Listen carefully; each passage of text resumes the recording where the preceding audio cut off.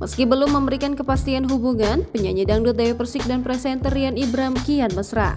Mantan istri Angga Wijaya itu malah tak segan gelendotan dengan Rian Ibram.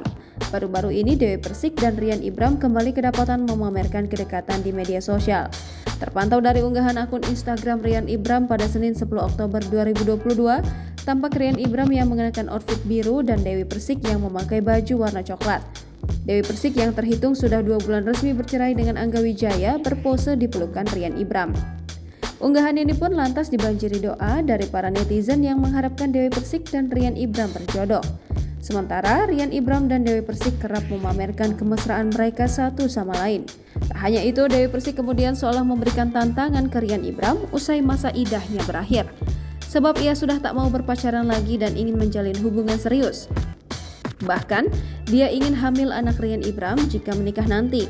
Kan anak buat aku nanti.